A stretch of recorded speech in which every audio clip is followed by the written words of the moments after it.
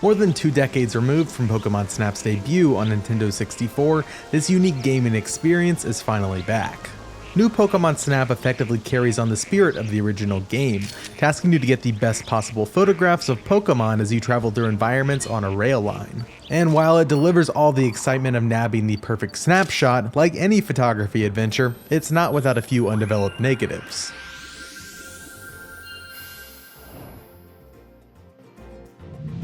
New Pokémon Snap has players assisting Professor Mirror in his research of the Lintel region, a diverse area of the world featuring foggy forests, bustling beaches, and more. However, instead of helping the professor by catching and battling monsters, you use your photography skills to capture them in a different sense of the word. As you phase into any given level, you're immediately surrounded by critters to frame up in the lens. With intuitive controls to photograph and interact with Pokemon at your disposal, speed is of the essence, as the Pokemon probably won't stay in place for long. Whether it's a Pikachu dashing along the shoreline or a Lightbird lounging in the trees, you rarely have a shortage of potential subjects to observe and shoot. Seeing these Pokemon all around you from the first-person perspective is a wondrous experience, giving you an up-close and personal way to interact with the series' beloved creatures. New Pokémon Snap does a terrific job of balancing the Pokémon in the environment. I rarely felt bored or overwhelmed by the number of creatures I came across. Since you're traveling through their habitats, not all of the Pokémon are interested in interacting with you. Thankfully, you have a few various tools at your disposal to draw their attention. Fluffruit nudges and lures Pokemon to a specific spot, a melody player encourages them to dance, your scanner reveals information about your surroundings, and Illumina orbs cause creatures and plants to glow. I love trying to figure out which tool would evoke the reaction I want from the Pokemon I'm trying to shoot. One creature might have zero interest in dancing or eating, but an Illumina orb might give them a burst of energy, causing them to perform a signature move. Even the most swivel-headed photographers are sure to miss plenty their first time through an environment. In my initial journey into a sea level, my jaw dropped at some of the interactions taking place between Pokemon, like when a Wingull swooped down and snagged a Finneon out of the water, and I missed my chance to document them. Thankfully, when you replay levels, and you will plenty of times, you know what to expect the next time you make the trip.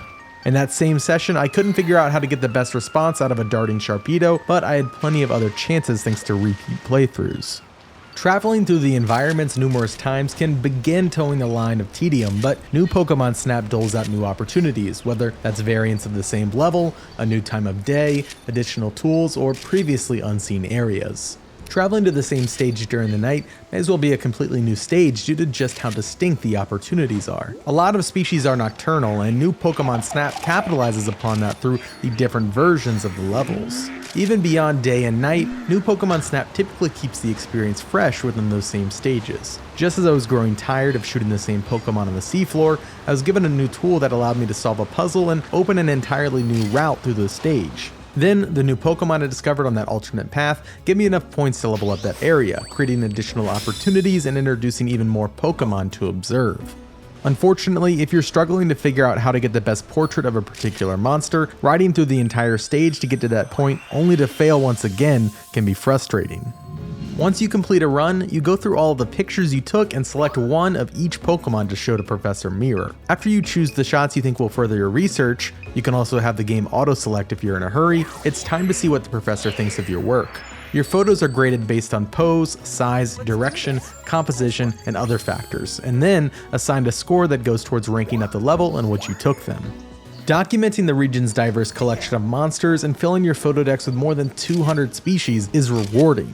Sadly, the grading system sometimes misses the mark, rewarding higher points to clearly inferior photos. My close-up shot of Wailord's tail splashing was given more points than a straight-on portrait of its entire body simply because it was doing a unique pose. Seeing how my new snap stacked up against my previous best is one of the most satisfying elements of the game, so it's disappointing when the grading system misfires. As you build up your photo decks and help Professor Mirror with specific research requests, you unlock various rewards. I often disregarded the inconsequential research titles and profile icons, but I was always excited to unlock new filters to apply to shots that I saved in my photo albums. While you can only submit your raw shots to Professor Mirror for photo decks consideration, new Pokémon Snap gives you the opportunity to re-snap anything in your camera. Using this nifty tool, you can reframe and readjust any picture you took, letting you correct any mistakes you made during hasty shoots. During one expedition, a Vivillon got just a little too close to me for it to be a great shot. However, using pre-snap and the editing tools in the professor's lab, I could adjust the zoom, tweak the framing, and apply filters and even stickers to complete the look. These edited images may be useless to Professor Mira's research, but they're fun to create and share.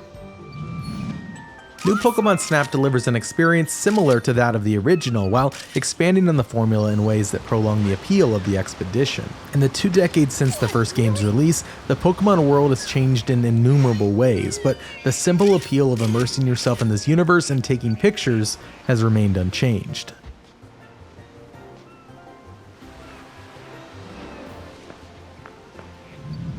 Hey everybody, Alex here. Thank you so much for taking the time to watch this video review of New Pokémon Snap.